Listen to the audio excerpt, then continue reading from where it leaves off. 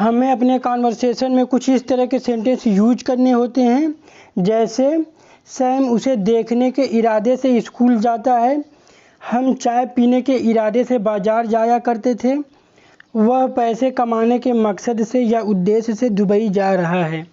तो देखते हैं इस तरह के सेंटेंस को इंग्लिश में किस तरह से एक्सप्रेस किया जा सकता है। तो बेसिकली इस वीडियो में हम सीखने वाले हैं विद अ व्यू टू के यूज के बारे में, जिसका हिंदी में मीनिंग होता है के इरादे या मकसद से या के उद्देश्य से। नियरली सभी का सेंस एक ही है। इंग्लिश में इसकी मीनिंग होगी विद द एम ऑफ। अब कुछ एग्जाम्पल के थ्रू इसे समझते हैं।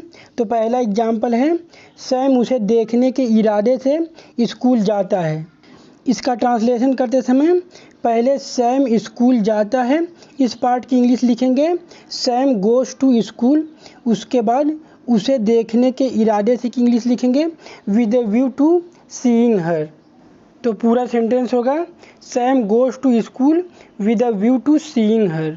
अब इसके स्ट्रक्चर को समझते हैं। तो इसमें पहले इरादे से वाले पार्ट को छोड़कर जो सेंटेंस होता है उस सेंटेंस को यूज कर लेते हैं।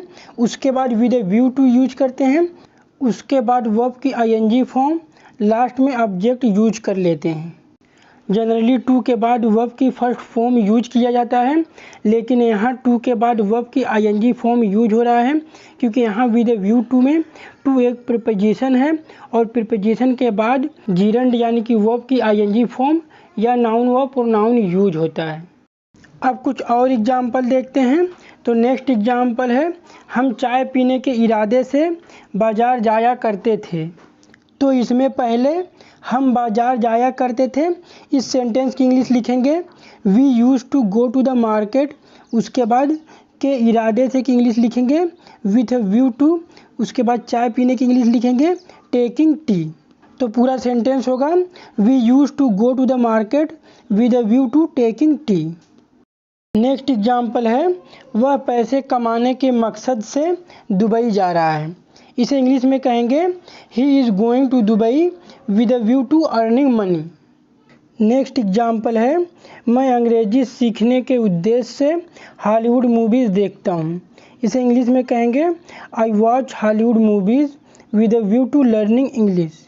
नेक्स्ट एग्जाम्पल है, they make fun of me with a view to hurting, यानी कि वे मेरा मजाक उड़ाते हैं चोट पहुंचाने के इरादे से। लास्ट एग्जाम्पल है, he is going abroad with a view to learning English, यानी कि वह इंग्लिश सीखने के मकसद से विदेश जा रहा है।